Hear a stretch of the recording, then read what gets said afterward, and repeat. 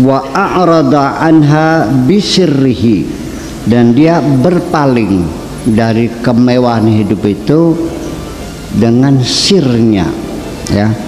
Berulang-ulang sudah, sekarang sir itu kita patok saja maknanya palung hati, artinya rahasia di dalam hati, ruangan khusus yang ada di tengah-tengah hati yang tidak bisa siapapun mengintip apa yang ada di dalamnya kecuali hanya Allah saja. Malaikat pun tidak bisa mengintipnya, sir kita ini. Makanya disebut sir, itu artinya top secret, rahasia khusus yang tahu hanya Allah dan diri kita sendiri. Wastaghala bima umira bihi, dan dia tidak memikirkan dunia, tidak memikirkan besok makan apa, yang penting yang ada ya dimakan. Pikirannya, jiwanya, raganya sibuk hanya melaksanakan apapun yang diperintahkan oleh Allah. Wa alima anna qismahu la yafutuhu, dia sadar bahwa nanti rizkinya pasti datang, tidak akan lambat kok, tidak akan terlewatkan, pasti datang. Sekarang belum saatnya, nanti saatnya akan datang kok. Dia yakin seperti itu. Tidak ada kekhawatiran besok saya harus makan apa, nggak usah. Nah, ini kan manusia ini pikir-pikir gila semua nih. Setiap hari bisa makan, seumur hidup belum pernah kelaparan, masih suka ketakutan juga besok saya makannya dari mana. Betul nggak? Saya sering mengatakan bahwa apalagi kamu punya mata, punya telinga, punya tangan, punya kaki, burung saja. Pagi berangkat lapar, sore pulang kenyang kok. Nah, cuman kalau ada pertanyaan, kenapa kok di dunia banyak orang kelaparan? Bukan karena tidak adilnya Allah, bukan karena Allah tidak mampu menyediakan makanan, tetapi ada kejahatan sementara manusia yang mengambil jatahnya terlalu banyak. Oke? Yang penting jangan kamu yang melakukan. Itu aja. Kamu mengambil secukupnya saja. Bagian orang lain serahkan. Kalau kamu sudah bisa bersikap itu, fa innaka muqsitun, innallaha yuhibbul muqsitin. Tetapi kalau ngambil kebanyakan namanya qasid, fa innal qasitina lafi nari jahannama, di dalam neraka. Itu bedanya qasid dan muqsid. Masih ingat nggak? Ya. Walam yatlubhu, dan juga dia tidak mencari, ya sudah, silakan datang. Tarokal aksama ta'du khalfahu, dia biarkan saja rezekinya itu menyusul dari belakang. Mangga, rezekiku mau datang, silakan, susulah aku. Sok nyusulah dewek baik itu mah. Anda dene kita ngulati sira ora. Saat aku mencari kamu, hai rezeki, nggak usah ya. Silakan kau datang sendiri ke sini. Yang butuh siapa? Nah.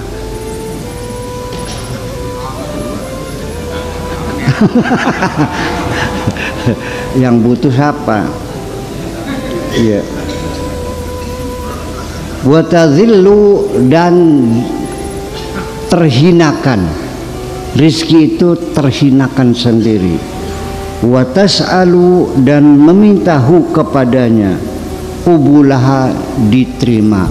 Rizki itu sendiri yang datang mengejar tergopoh-gopoh, dan rizki itu sendiri yang merasa terhinakan, dan rizki itu sendiri yang datang mengemis kepadamu, tolong pakailah aku.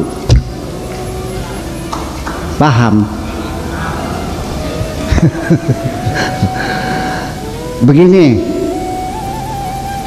ketika engkau masih suka menampilkan ketergantunganmu kepada siapapun. Percayalah, kamu dikerjain. Kepada siapapun kau tunjukkan ketergantunganmu, nanti orang itu semakin banyak ulah terhadapmu. Syaratnya ini, syaratnya ini, wah, melelahkan. Jadi jangan pernah menunjukkan ketergantungan kepada siapapun. Perlu bantuan, oh terima kasih, aku sudah cukup. Perlu saya bantu, terima kasih, bantu saja yang sedang membutuhkan. Selesai. Nah, uang pun jangan ditaruh di atas kepala, diselapin di topong tuh. Itu berarti kamu memuliakan uang. Jangan ditaruh di kantong kanan dekat jantungmu, semakin manja dia. Kalau perlu ditaruh di belakang pantatmu itu. Kalau perlu injaklah uang itu, nanti dia akan menjadi tolong pakailah aku.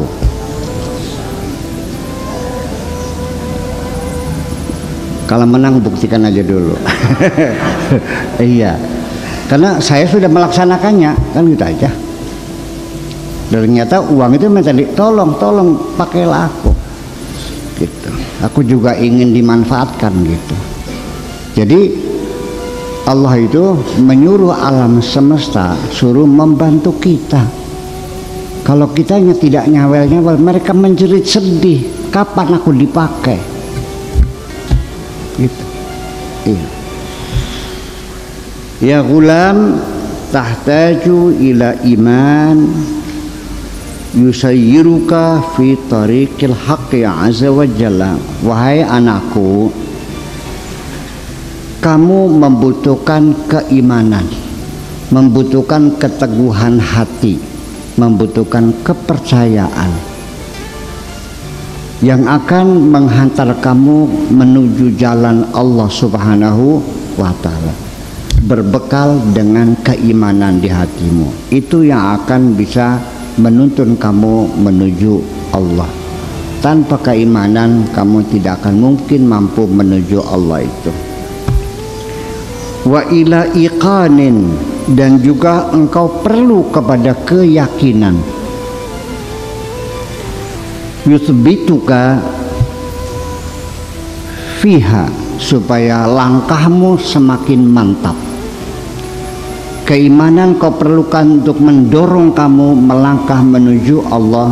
Keyakinan juga perlu untuk memantapkan langkah-langkahmu dalam meniti kebenaran. Yahdaju fi awali sulukika fi hadat tariq, itu diperlukan adalah pada tahapan awal sulukmu menuju jalan ini. Ya, itu diperlukan untuk bekal langkah awal, untuk sebagai alat pendorong. Ila hamyanin wa fi akhirih ila imanin. Pertama, memang modalnya perlu modal materi dulu, punya uang dulu, punya bekal lahir dulu. Kemudian akhirnya kamu membutuhkan kepada iman. Bi khilafi tariqi Makkah, berbeda dengan ketika kamu berjalan menuju kota Mekah secara fisik. Ba'duhum qal, sebagian mereka mengatakan tariqu Makkah yahtaju ila imanin wa hamyan. Keduanya perlu modal, perlu keimanan.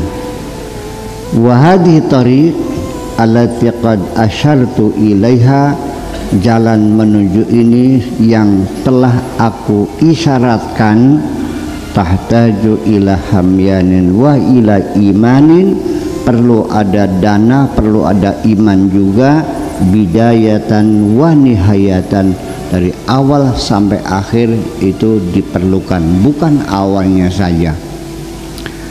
An Sufyan Ats-Tsauri rahmatullah alaihi diceritakan oleh Sufyan, semoga Allah memberi rahmat kepadanya.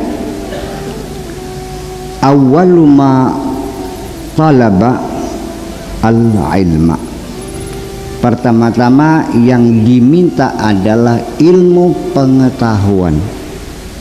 Melek dulu, jangan picek, perlu ilmu dulu. Semua diawali apapun dengan keilmuan.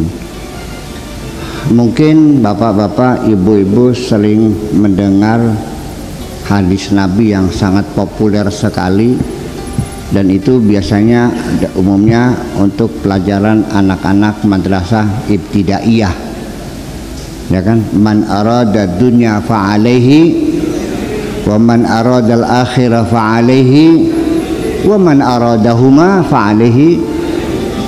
Pengen dunia perlu ilmu, pengen akhirat, pengen dunia akhirat perlu ilmu juga. Bikin sayur asam perlu ilmu juga, bikin getuk ilmu juga. Kalau tidak bisa membedakan mana getuk mana dodol. Bikin getuk jadinya dodol. Semua itu perlu ilmu pengetahuan. Nah itulah makanya saya mungkin kalau dikatakan pemikirannya sama dengan Sufyan Ats-Tsauri, yang perlu ilmu dulu. Kamu pengen belajar benar harus tahu ilmunya dulu. Kalau tidak nanti tetap aja nggak tahu mana yang benar mana yang tidak benar. Itu. Kana ala wasatihi hamyanun fihi khamsu mi'ati dinar. Dia punya modal juga, di kantongnya itu ada berapa? 500 dinar. Yunfiqu minhu, dipakai uang itu, dinafkahkan, dimanfaatkan. Wa yata'allamu, dan dia lalu belajar ngaji keilmuan. Wa yaduqu alaihi biyadihi, dan dia merogoh koceknya dengan tangannya, ya, dirogoh, dibagikan, dibelanjakan semuanya. Wa yaqulu, lalu dia mengatakan, laulaka, kalau tanpa kamu, tanpa ada dana yang cukup untuk untuk biaya perjalanan mencari ilmu, latamandalu, pasti mereka akan melakukan, akan mempersulit. Mungkin ini kalimat tamandal itu dari kata mindil, mindilun dijadikan fi'il menjadi tamandala, sukun jadi tasawwaqa, berbelanja. Bina kepada kita, falamma hasalah lahul ilm, dan setelah dia itu mendapatkan ilmunya, wa arafal haqqa, dan dia kenal dengan Allah azza wa jalla, anfaqa ma baqiya ma'ahu, dinafkahkan semua sisa yang ada di uangnya, di dalam sakunya, dinafkahkan semua, alal fuqara, butuh soten dulu untuk biaya belajar. Setelah tercapai, ya sudah, uangnya dibagikan semua kepada orang-orang fakir semuanya. Sudah tidak membutuhkan lagi. Fi yaumin wahidin, dalam satu hari. Waqala, dan dia mengatakan, walau an sama'a hadidun, andaikan langit ini terbuat dari besi, la tumtiru, yang tidak menurunkan hujan, wal arda sakhrun, dan bumi kita menjadi batu keras, la tambutu, yang sudah tidak menghasilkan pepohonan lagi, tidak mengeluarkan tumbuhan lagi. Wahtamamtu birizqi, lalu saya merasa gundah dengan rizkiku, ya, merasa gelisah, merasa syak, wasangka, menjadi bimbang nantinya bagaimana, ya, fitalabi dalam meminta, inni kafirun berarti aku sama dengan kafir, sudah tidak percaya lagi kepada Allah Subhanahu wa taala. Tetap kalaupun bumi ini batu keras, langit sudah menjadi besi, sudah tidak turunnya lagi, aku tetap harus yakin rizkiku pasti datang, gitu.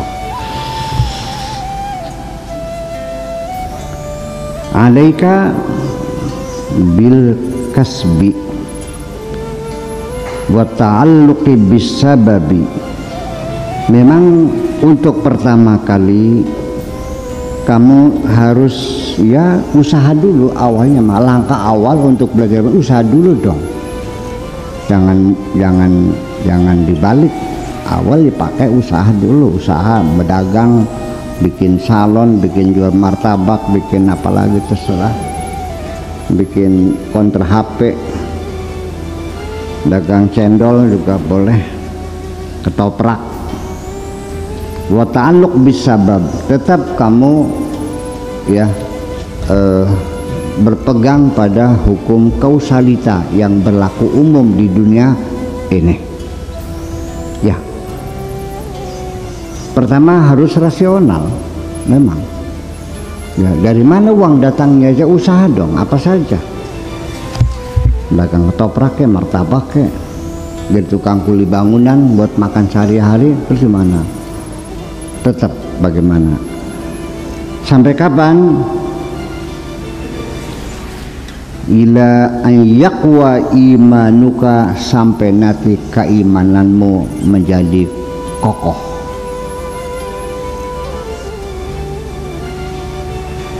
Tumantakil minas sababi ilal musabbibi. Setelah itu ketergantunganmu yang tadinya dari sabab, jalan usaha menggunakan hukum kausalita,